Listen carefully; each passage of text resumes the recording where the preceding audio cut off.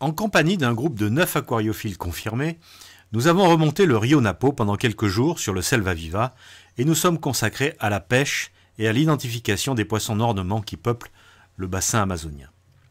Nous allons vous faire partager la première expédition d'Amazonie 2015 au contact des populations locales et des pêcheurs avec qui nous avons passé plusieurs semaines à leur contact quotidien. De grands moments forts et intenses avec parfois de franches rigolades, ce voyage n'a laissé personne indifférent dans le groupe. Et nous en sommes tous revenus avec de belles images gravées à jamais dans nos mémoires.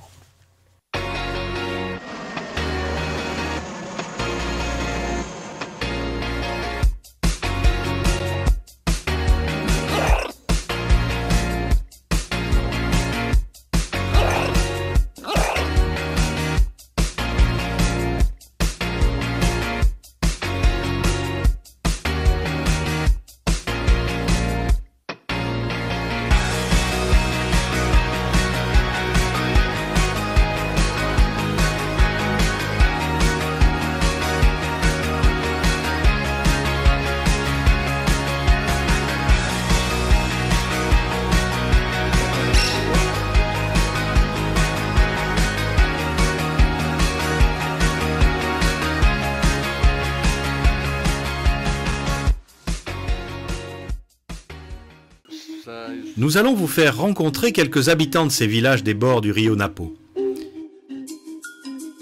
Ces maisons de paille et de bois sont construites en hauteur, en prévision de la montée des eaux. Et même si elles sont toutes sur pilotis, il arrive fréquemment que ces maisons soient inondées, et parfois au-delà du mètre de hauteur. Serge Lopez vit depuis plus de 4 ans dans cette région, et il connaît bien ses habitants. La conception des villages est un peu différente des autres communautés puisqu'elles se répartissent, elles ne sont pas agglomérées sinon réparties sur la totalité du territoire. Donc on peut le voir ici, toutes les maisons assez éparpillées. Et donc là, ici, plus particulièrement, ils font de l'élevage de buffles et également de cochons. C'est pas très habituel, et surtout chez les Indiens. Et ça leur permet de faire de l'élevage en collectivité. Les communautés indiennes en général sont communautaires, c'est-à-dire qu'il y a un Apu qui représente le chef spirituel de l'ethnie et qui règle tous les problèmes de conflit qu'il peut y avoir à terme. Et de plus, ils font des travaux communautaires, c'est-à-dire que l'entretien des chemins, des pistes qui leur permettent d'aller ou à leur champ ou en forêt sont faits en communauté. Si un des habitants ne participe pas dans ces travaux, il paye l'amende. Pour eux, la relation entre eux et la nature, c'est une symbiose. Il y a une relation qui est très forte. Il y a un respect de la nature. Bien que la tendance est à changer, mais dans ces communautés qui vivent encore où des traditions se maintiennent, ils ne vont pas prendre plus de la forêt que de ce dont ils ont besoin. Donc ils continuent à vivre comme ils vivaient leur grand-père, leur arrière-grand-père. Le seul change maintenant qu'ils ont une école, il y a un instituteur, ils ont un peu plus d'éducation. Et ce qui est intéressant, c'est de voir que l'instituteur, par exemple, base beaucoup la transmission, les connaissances, la communication sur le fait de maintenir leur culture, leur chant, leur danse. Et ça, je trouve que c'est important. Il y a beaucoup d'enfants. Pour eux, c'est très important. Pour la femme, c'est un signe de fertilité. Pour l'homme, c'est un signe d'être vraiment un homme. Et puis pour eux, avoir des enfants, c'est pas un problème. Ils ne considèrent pas comme une charge, sinon comme réellement créer une famille. En plus ils ont d'enfants, plus les grands vont aider les petits, c'est vraiment pas un problème. Vous verrez des petites filles de 6 ans prendre leur petit frère dans les bras et s'en occuper, tant que la maman est en train de travailler. Donc ils utilisent des feuilles d'un palmier qui s'appelle Irapaï. Irapaï? Irapaï, oui. Donc premièrement ils récoltent toutes les feuilles. Et puis, là ils sont en train de presser sur un morceau de bois, c'est la pona. Donc ils les serrent très serrés les feuilles pour que ce soit plus hermétique et que l'eau coule mieux sur. Et ils durent plus longtemps aussi, ils se conservent plus longtemps. Et ensuite ils vont les mettre au soleil pour que ça sèche. Et quand ça sèche, ils referont tout le toit. Ça dure à peu près 5-6 ans. Et après petit à petit, tout le monde participe. Petit à petit, ils ne sont pas pressés non plus. Ils vont peut-être mettre une semaine pour. Et en séchant, ça ne bouge plus. Hein. Ça ne casse pas.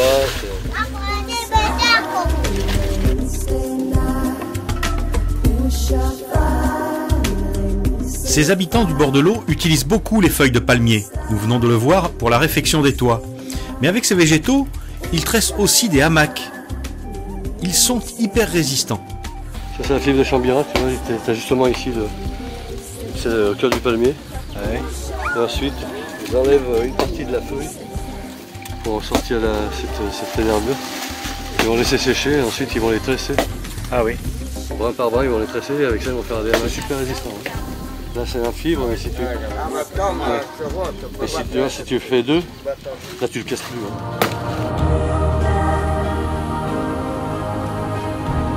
Soudain, Philippe a l'attention attirée par un morceau de bois flottant qui s'était mis à bouger. Il demande au pilote du bateau de revenir en arrière.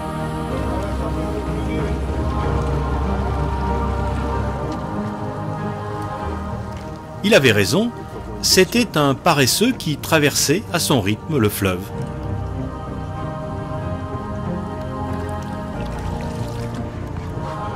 Du coup, une petite aide à ce charmant animal lui a permis de regagner plus rapidement la rive.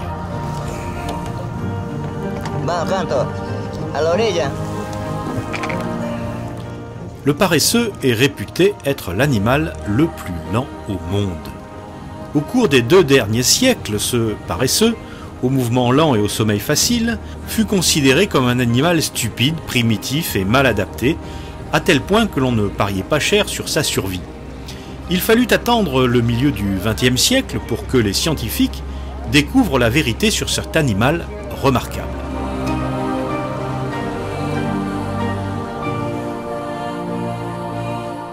Il existe 2 types de paresseux, les paresseux à 2 doigts et à 3 doigts. Vous avez deviné, celui-là fait partie du type 3 doigts.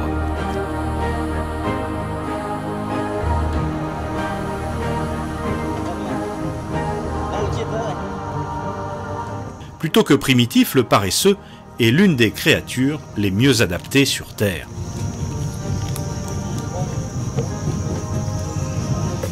Au lieu du mépris, le paresseux mérite notre étonnement. Et en cette époque dominée par la vitesse, le fast-food et la surconsommation, il pourrait bien nous servir de modèle.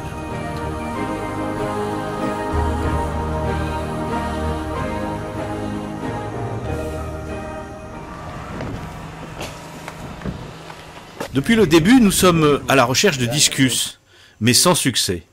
Et le capitaine se met à nous donner un coup de main en s'arrêtant le long du fleuve pour aller montrer aux populations locales les photos des poissons que l'on recherche. Le vrai dilemme auquel nous sommes confrontés, c'est qu'ils disent toujours oui. Un oui avec l'intention de nous faire plaisir. Il faut donc avoir une bonne connaissance des tribus pour décoder un vrai oui d'un faux oui. Renseignement pris, il faut aller sur un affluent du Rio Napo, le Tamburiacu. Et d'ailleurs, il décide de nous accompagner. On va sur le Tamburiacu, un affluent du Rio Napo, un petit affluent aux eaux noires, contrairement au Rio Napo qui a des eaux chargées en éléments organiques. Le Rio Tamburiacu est beaucoup plus clair. D'accord.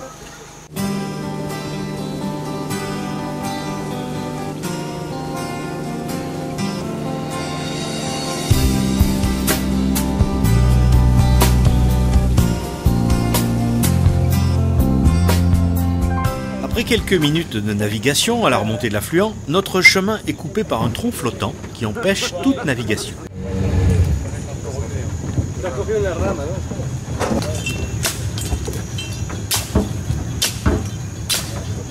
C'est Serge qui s'y colle à coups de coupe et qui arrive à dégager la bande. Vous avez vu comment faut faire? Mais quelques mètres plus loin, cette fois c'est un tronc qui bloque toute la rivière et là, impossible de dégager son tronçonneau.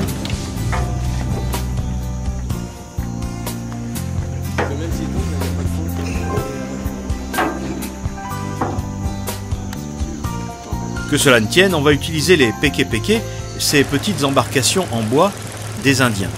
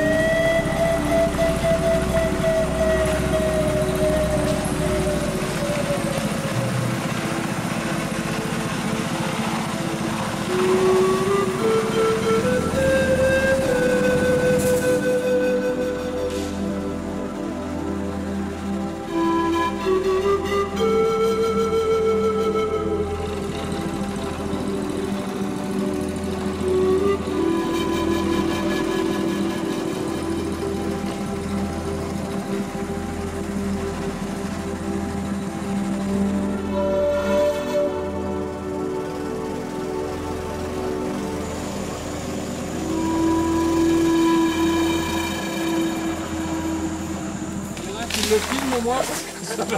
Le bois il est pourri. Ah bah là-bas, tu marches jusqu'à là-bas.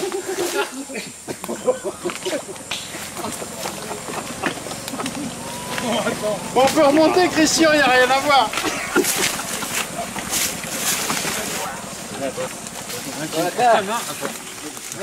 Toi sur moi.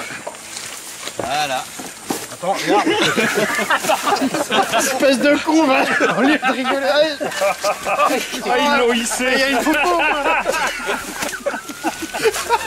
Oh, allez. Attends, Oh, il va être beau son maillot bleu. si toi t'es toujours en train de barboter. Peut-être mon appareil photo. Ah mais remonte sur le bateau comme ça tu seras déjà sur. À mon avis, c'est pas fini. Oh, bah c'est bon. Regarde qui te met à la place du pilote. Après cet intermède comique et bien sympathique, je décide de partir dans un péké-péké avec un Indien et lui demande de m'emmener visiter la forêt humide pour une balade au cœur de la jungle aquatique, dans les eaux claires, chargées d'humus, où de nombreux caracidés ont élu domicile. On a 50 cm de profondeur d'eau, une eau noire, c'est-à-dire chargée en humus plutôt qu'en boue, ce qui permet d'avoir une eau extrêmement claire sur 50 cm. En plus avec un soleil qui donne, là on est aux alentours de midi.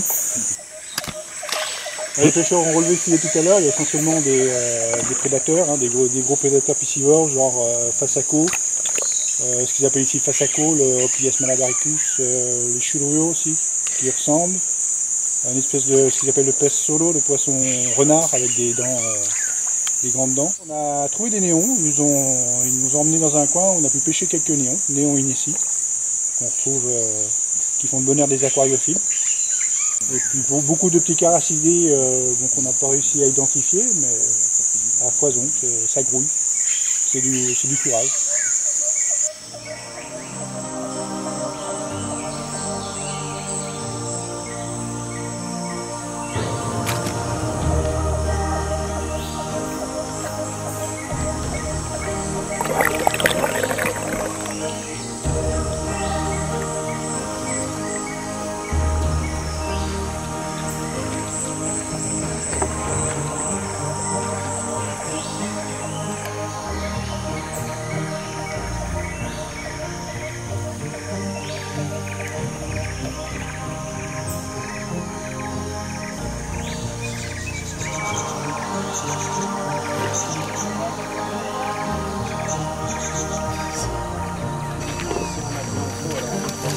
Bon alors messieurs, y a-t-il des nouvelles sympathiques du front? Pêche miraculeuse. Ah bon?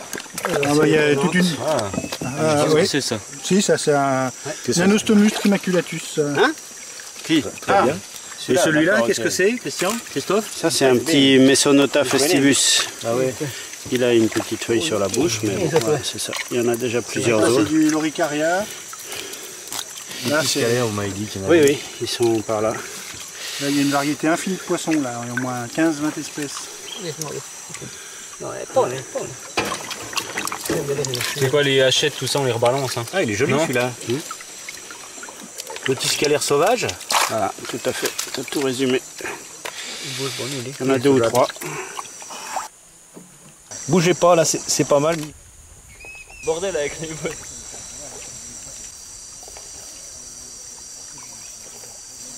Alors, émotion, Christophe, avant de sortir le filet?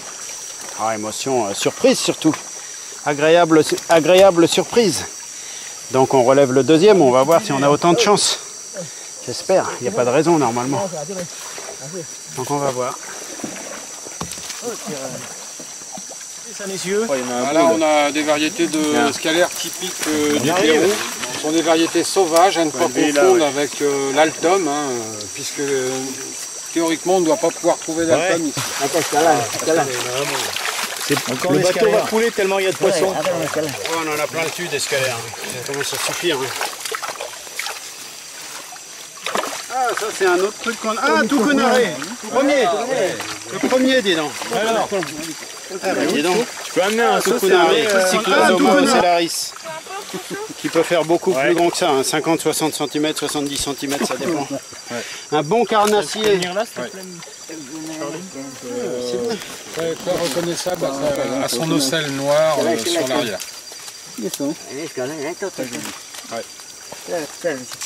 Alors on a un bel exemplaire de Semacrochelus, on regardera, je connais le Tenuarius mais ça c'est une autre variété, avec une nageoire une nageoire caudale superbe, colorée avec des bandes striées noires. Bon, c'est un carassier parce qu'on reconnaît la nageoire adipeuse. C'est un poisson qui peut atteindre une bonne vingtaine de centimètres. Là on a un magnifique exemplaire de... Ça va dans les grands bacs, on en retrouve dans le commerce aquariophile, pour mettre dans des bacs avec des gros siquilés, ça s'associe volontiers. Bonne petite pêche.